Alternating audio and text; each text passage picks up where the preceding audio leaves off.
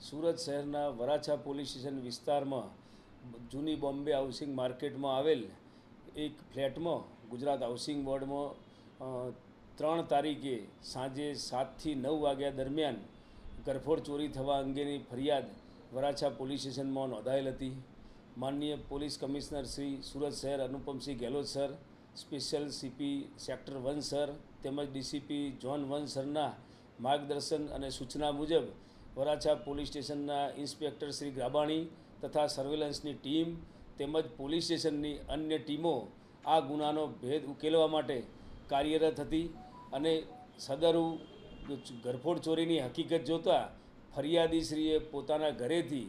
બાલ્કનીના દરવાજા મારફતે અગર તો ડુપ્લિકેટ ચાવીથી દરવાજો ખોલી અને લોકરમાં મૂકેલા દાગીના આશરે 25 તોલા તેમજ રૂપિયા 5,25,000 રોકડાની ચોરી અંગેની ફરિયાદ નોંધાવેલ હતી। વરાછા પોલીસ સ્ટેશનની ટીમે હ્યુમન ઇન્ટેલિજન્સ તેમજ ટેકનિકલ ઇન્ટેલિજન્સના આધારે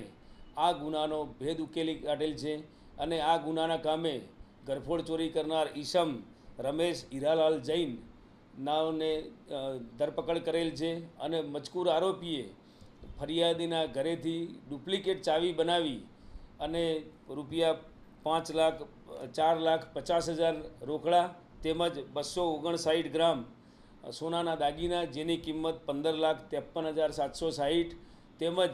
તેને આ ઘરફોડ ચોરીમાં ગુનામાં વાપરેલ એક્ટિવા તેમજ મોબાઈલ આમ તમામ મુદ્દામાલ વરાછા પોલીસે હસ્તગત કરેલ છે। આરોપીનો ગુનાહિત ઇતિહાસ જોતાં અગાઉ 2007ની અંદર અગાઉ ચોરીમાં પકડાયેલ હતો અને હાલના ફરિયાદી સાથે કૌટુંબિક મામાનો સંબંધ થતો હોય અવારનવાર તેના ઘરે આવવા જવાનું હોય 2 થી 3 વાર મુલાકાત લીધેલી અને એ રીતે એને ચોરી કરવાનું આયોજન કરી અને આ ઘરફોડ ચોરીને અંજામ આપ્યો।